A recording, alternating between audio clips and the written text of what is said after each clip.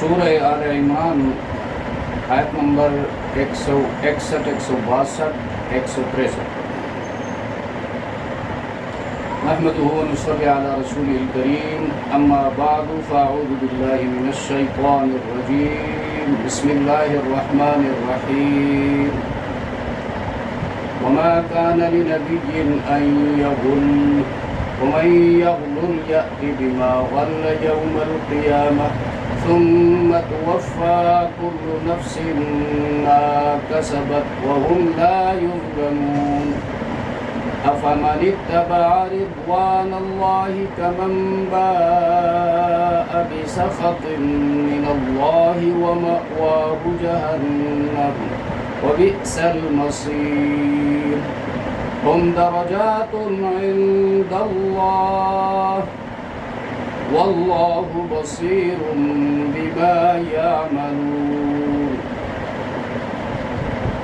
لفظی ترجمہ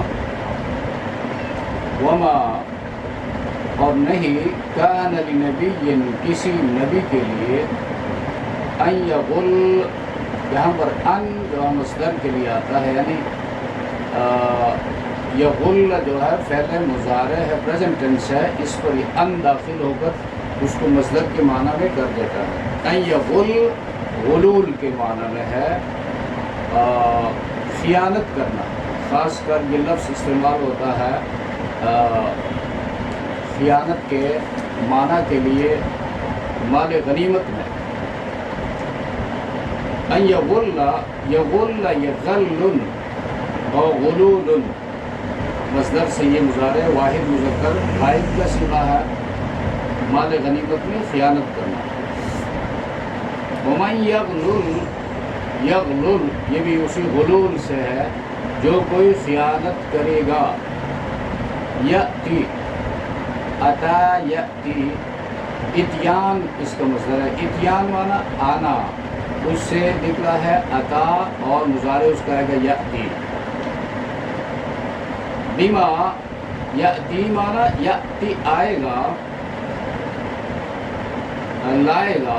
بما چونکہ با کے ساتھ متعدی ہوا ہے یأتی بما لائے گا اس چیز کو غلہ خیانت کی یوم القیامہ قیامت کے دن. ثم پھر توفا اس کا مصدر آئے گا توفیتن پورا دیا جائے گا کل نفس ہر جان کو ما وہ چیز کسبت یعنی واحد مؤنث غائب کا صیغہ ہے پاسٹ ٹینس ہے اور اس کا انفینیٹیو آئے گا کسبن مصدر ہے. اس نے کمائی کسبت وہم اور وہ لا یظلمون ظلم نہیں کیے جائیں گے. افمن اتبع رضوان اللہ یہ حمزہ استفہام انکار کے لیے آتا ہے. فا اس کے بعد فا جو ہے عاطفہ اس کا معنی ہے گا پس اور من اس میں موصول ہے الذی کے معنی میں آتا ہے اور یہاں پر گرامیٹیکلی مبتدا واقع ہوا ہے. اتبع افمن اتبع یہ صلہ ہے اتباع کیا پیروی کی. رضوان اللہ رضوان مضاف اللہ مضاف الیہ. رضوان اللہ کی مرضی کی اللہ کی پسند کی اللہ کی رضامندی کی. کمن یہ کاف تشبیہ کے لیے ہے حرف جر ہے اور من اس میں موصول ہے اس شخص جیسا ہے. با یہ باؤ ان مصدر سے ماضی واحد مذکر غائب کا صیغہ ہے اور بوا ان جو ہے اصل میں ٹھکانہ درست کرنے کے معنی میں استعمال ہوتا ہے. تو با اس نے کمایا ٹھکانہ بنایا. بسخط سخت ناراضگی غصہ سخت غصہ من اللہ اللہ کی طرف سے. ومأواہ مأوا جو ہے یہ اوا یأوی کا مصدر مأوا ہے ٹھکانہ. مأوا ہو مأوا جو کہ مضاف ہے ہو مضاف الیہ اس کا ٹھکانہ. جہنم جہنم ہے دوزخ. وبئس یہ سا کہیں آئے گا کہیں بئس آئے گا، یہ دونوں فعل ضم کہلاتے ہیں، برائی بیان کرنے کے لیے آتے ہیں، ان کی گردان نہیں آتی۔ برا ہے المصیر، مصیر مصدر سے اس میں ظرف مکان ہے،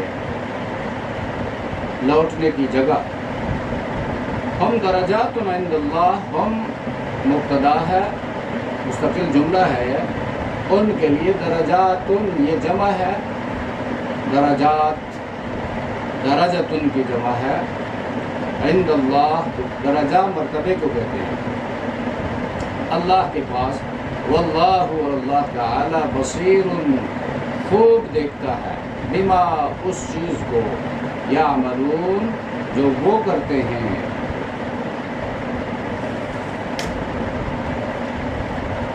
یہاں پر کچھ منافقین نے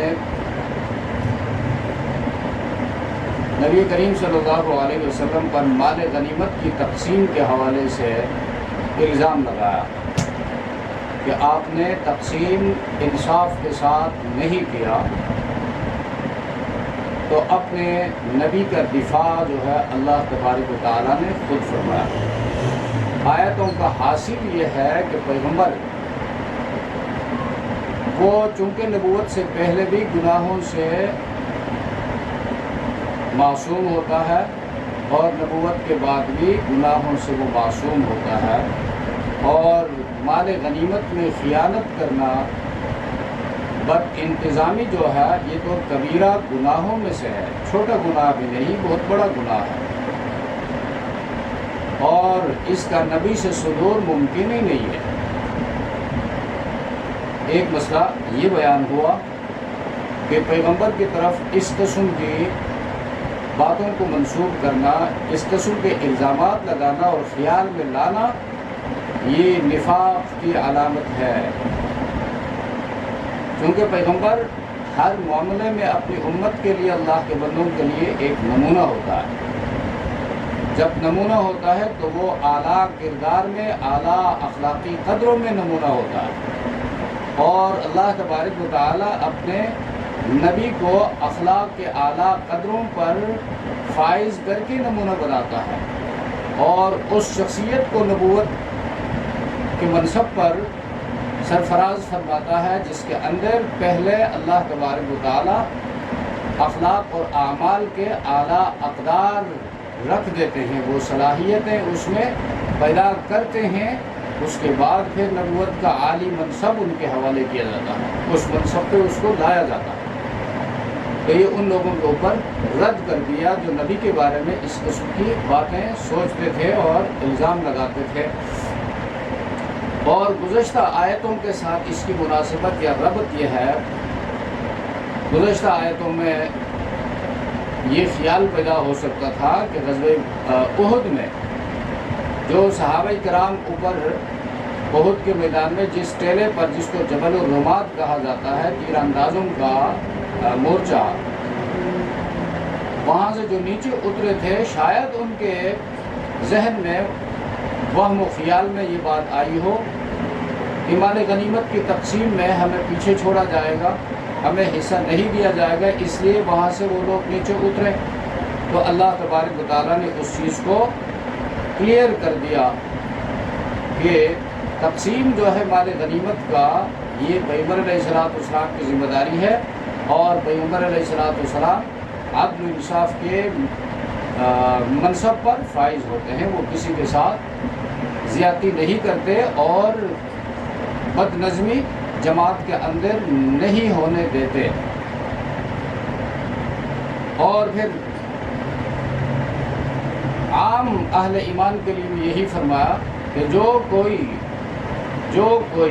مرد ہو یا عورت ہو، قیامت تک آنے والے ایمان والوں میں سے نیک کام کرے گا، اللہ کی رضا کو چاہے گا، اس کا بدلہ بھی اللہ تبارک و تعالی پورا اس کو عطا فرمائیں گے۔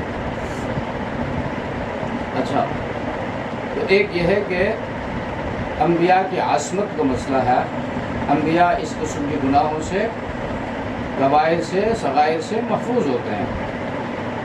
اور دوسری بات یہ ہے کہ نبی کا ظاہر اور باطن دونوں ایک ہوتے ہیں. پیغمبر ایسا نہیں ہوتا کہ ظاہر میں کچھ ہو باطن میں کچھ ہو.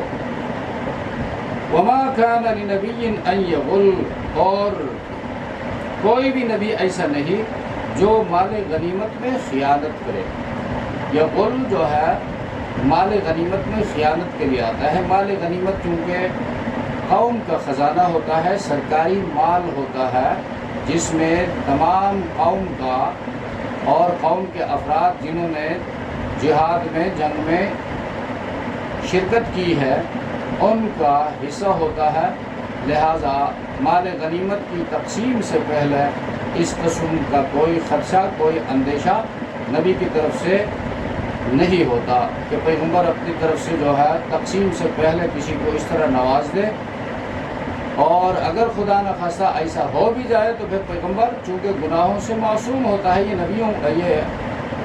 مسلمانوں کا عقیدہ ہے، لہٰذا جب گناہوں سے معصوم ہوتا ہے تو پیغمبر جب ایسا کام کرتا بھی ہے تو پھر وہ ہدایات ربانی کے تحت اس قسم کا کوئی قدم اٹھاتا ہے.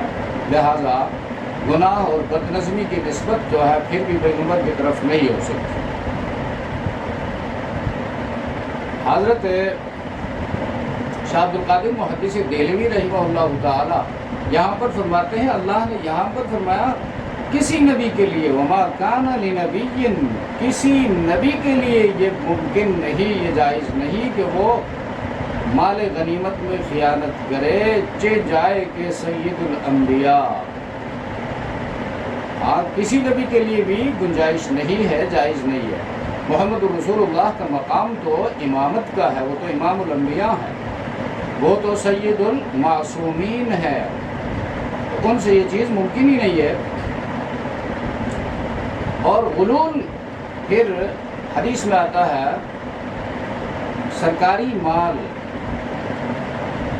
ایک آفیسر ہے، ذمہ دار ہے، چھوٹا ہے بڑا ہے، جس کو ذمہ داری سونپی گئی ہے اور اس کے الاؤنسز مقرر کیے گئے ہیں، کنونس الاؤنس ہے، میڈیکل الاؤنس ہے، اس کی تنخواہ ہے، اس کی سہولیات کا خیال رکھا گیا ہے، پھر بھی وہ کسی سے گفٹ کے نام پر کچھ وصول کرتا ہے یا ذاتی جائیداد کے نام پر وصول کرتا ہے، یہ غلول میں داخل ہے. نبی علیہ السلام نے فرمایا ہدایا الغلاۃ غلول، سرکاری کارندوں کو جو گفٹ ملتا ہے اور وہ اس گفٹ کو بیگ میں رکھ کر گھر لے جاتے ہیں یا خود ملک پہنچنے سے پہلے وہ گفٹ جو ہے اپنے گھر پہنچا دیتے ہیں، یہ خیانت ہے، یہ ان کا ذاتی مال نہیں ہے. اور اللہ کے رسول نے اس حوالے سے تفصیلی احکامات دیے ہیں. ایک بندہ جب قوم کا ملک کا نمائندہ بن کر کسی ملک میں جاتا ہے، اس ملک میں اس کو تحفے کے نام پر، ہدیہ کے نام پر، گفٹ کے نام پر جو کچھ دیا جاتا ہے وہ اس قوم کا ہوتا ہے، اس ملک کا ہوتا ہے جس ملک کا ریپریزنٹیٹیو بن کر، نمائندہ بن کر یہ کیا ہے. اور اس کو اللہ کے رسول نے پھر مثال سے سمجھایا، کیا یہ بندہ اپنے ماں کے گھر میں بیٹھا ہوتا یا اپنے باپ کے گھر میں بیٹھا ہوتا یہ چیز اس کو ملتی، یہ گفٹ کوئی اس کو دے دیتا؟ بالکل نہیں. ہاں جب یہ گیا ہے تو ملک کی طرف سے گیا ہے، قوم کا نمائندہ ہونے کی حیثیت سے گیا ہے، لہٰذا اس کو ایک گھڑی ملی ہے، لہٰذا اس کو ایک پین ملا ہے، اس کی قیمت 100 روپیہ ہے، اس کی قیمت 50 روپیہ ہے، اس کی قیمت کروڑ روپیہ ہے.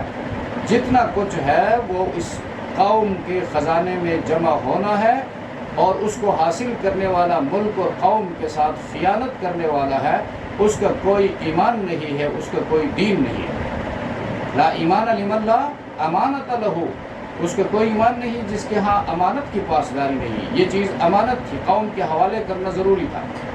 ولا دین لمن لا عہد لہ، اس بندے کا کوئی دین نہیں جس کے ہاں عہد کی پاسداری نہیں. اس حوالے سے ہم نے اپنے حکمرانوں کے حوالے سے دیکھنا چاہیے، اپنے اشرافیہ کے حوالے سے دیکھنا چاہیے، اپنے آفیسرز کے جو ذمہ دار لوگ ہیں، بڑے بڑے اداروں کے ذمہ دار ہیں، قومی اداروں کے ذمہ دار ہیں، ان اداروں میں جو خیانت وہ کرتے ہیں، اس خیانت کی وجہ سے، اس کرپشن کی وجہ سے آج مسلمان قوم تباہی کے دہانے کھڑی ہے، مسلمان ذلیل و رسوا ہو رہے ہیں انہی بڑوں کے ہاتھوں، انہی افسروں کے ہاتھوں جنہوں نے خیانت کو اپنے لیے حلال بنا رکھا ہے، جنہوں نے اللہ کو بھلایا ہے اور سو کالڈ مسلم کہلاتے ہیں۔ ان کے شناختی کارڈ میں اسلام یا مسلمان مذہب کے سامنے ان کے شناختی کارڈ فارم میں ایسے دکھانے کے لیے ہے، اس کی کوئی حقیقت نہیں ہے۔ وَمَا كَانَ لِنَبِيٍّ أَن يَغُلَّ وَمَن يَغْلُلْ يَأْتِ بِمَا غَلَّ يَوْمَ الْقِيَامَةِ، اور جو کوئی خیانت کرے گا، مال غنیمت میں خیانت کرے گا، وہ قیامت کے دن اپنی خیانت کی ہوئی چیز کو لے کر آئے گا۔ اب یہ کتنی بڑی رسوائی ہوگی اس بندے کے لیے، قیامت میں اولین و آخرین اللہ کے حضور عدالت اللہ کی لگی ہے، اور مسلمانوں کا پیغمبر اس عدالت میں حاضر ہے، جس پیغمبر کی امانت اس کے نہ ماننے والوں میں بھی مشہور تھی، اس کی صداقت کا ڈنکا بج رہا تھا کفار مکہ کے اندر بھی، اور آج بھی اس کے مخالفین اس کی صداقت کی شہادت دے رہے ہیں، اور یہ مسلمان کہلا کر، اس پیغمبر کا امتی کہلا کر، اس خیانت کی ہوئی، اس بدنظمی میں حاصل کی ہوئی مال کے ساتھ، جائیداد کے ساتھ، زمین کے ساتھ، سرمایہ کے ساتھ آئے گا۔ کتنی بڑی رسوائی ہوگی، کتنی ضلالت ہوگی انسانوں کے سامنے، پیغمبر کے سامنے، ملائکہ کے سامنے، رب العالمین کے آگے، ان تمام ہستیوں کے آگے یہ بندہ ذلیل و رسوا ہوگا۔ اسی کی قیامت کا دن کشف حقائق کا وقت ہوگا۔ آج اس کو مختلف نام دے سکتے ہیں، کچھ اور کسی اور کو کھلاؤ، ماتحتوں کو کھلاؤ پلاؤ، اور وہ ریٹائر ہو کر گھر جا کر بیٹھیں گے یا باہر ممالک میں جا کر بیٹھیں گے، اور یہاں پر آفیسروں کے بارے نیارے ہوں گے، اور یوں جو ہے عمر گزر جائے گی، لیکن وہاں پر کوئی چیز چھپی نہیں رہے گی۔ اچھا، تو یہ باتیں اثر کرتی ہیں اس بندے پر جس کو یہ فکر ہو، یہ خدشہ ہو کہ کل قیامت آنی ہے اور ہم نے اللہ کے حضور اس کے جواب دینا ہے، اور جس نے آخرت کو ماننا ہی نہیں ہے اور آخرت کی پیشی کی کوئی فکر ہی نہیں ہے، وہ پھر دنیا جہاں کا بہت بڑا بے حیا انسان ہے، اور جب حیا نہ رہے تو جو جی میں آئے گا، بس اس کی دنیا کی زندگی ہے، صرف نام کے مسلمان کہلانے سے بندہ بچ نہیں سکتا۔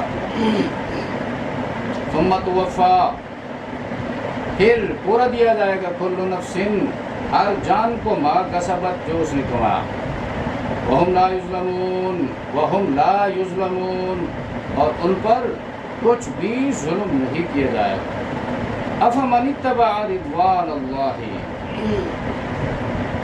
تو یہاں پر پہلی آیت میں یہ بتایا گیا ہے کہ جو کوئی خیانت کرے گا، بدنظمی کرے گا، اس کو اس کے کیے کا بدلہ، اس کی سزا ملے گی، سزا میں کمی نہیں ہوگی۔ سوال یہ پیدا ہو سکتا تھا کہ جس نے اللہ کی رضا کے لیے سب کچھ لٹایا، اپنا وقت بھی لگایا، اپنی دماغی صلاحیتیں صرف کی، اپنا مال لگایا، ان کو بھی کچھ ملے گا؟ افمن اتبع رضوان اللہ، تو اس کا یہ جواب ہے کیا بس وہ شخص جس نے پیروی کی، چاہا رضوان اللہ، اللہ کی رضامندی، اپنے تمام کاموں میں، انفرادی زندگی میں، اجتماعی زندگی میں، اگر اقتدار کی کرسی پر ہے تو اس بندے کے مقابلے میں جو خیانت کرتا ہے، یہ بندہ امانت سے کام لیتا ہے، جو جھوٹ بول کر بینک بیلنس بناتا ہے، یہ بندہ سچ بولتا ہے اور سچ کی تبلیغ کرتا ہے، اپنے عمل سے، اپنے کردار سے سچ کی تبلیغ کرتا ہے، اور قناعت کی زندگی گزارتا ہے، اور ان سب کا مطمع نظر جو ہے اللہ کی رضا ہے۔ وہ یہ دیکھتا ہے کہ اللہ کہیں ناراض نہ ہو جائے، یہ کرسی، یہ ملازمت، یہ بزنس اور یہ اقتدار، یہ سیاست، یہ شاید میری ضرورت ہے، میری زندگی کا مقصد نہیں ہے، میری زندگی کا مقصد اللہ کی رضامندی ہے۔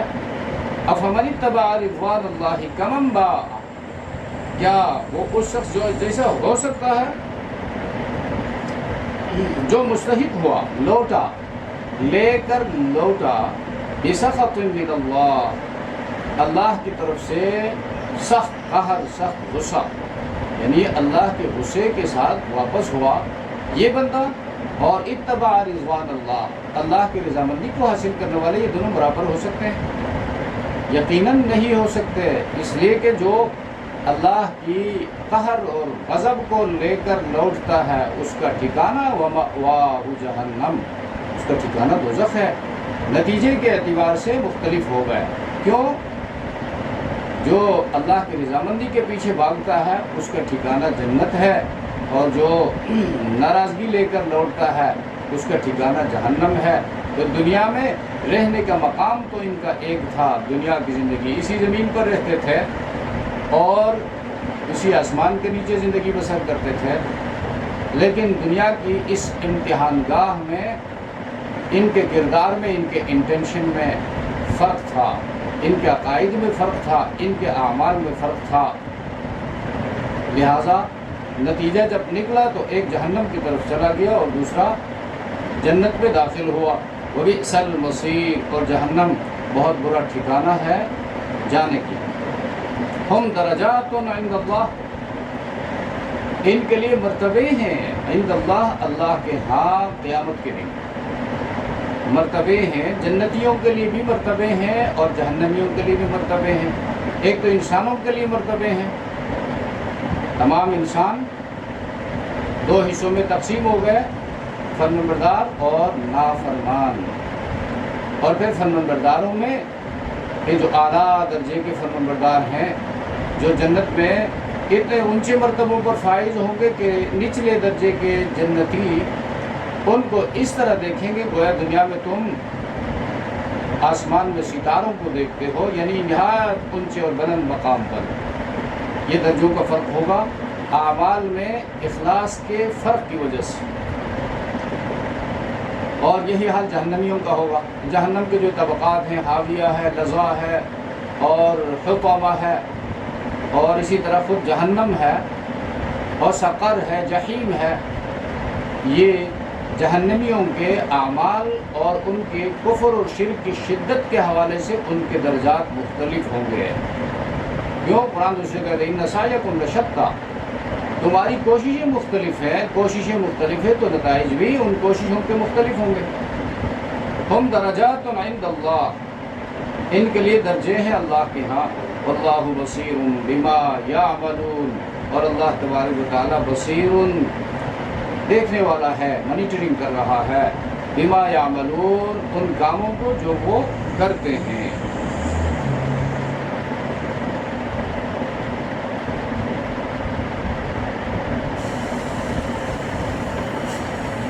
اللہ تبارک و تعالیٰ ہم سب کو سمجھ عطا فرمائے۔ سبحان ربک رب العزت عما یصفون وسلام علی المرسلین والحمد للہ رب العالمین، آمین۔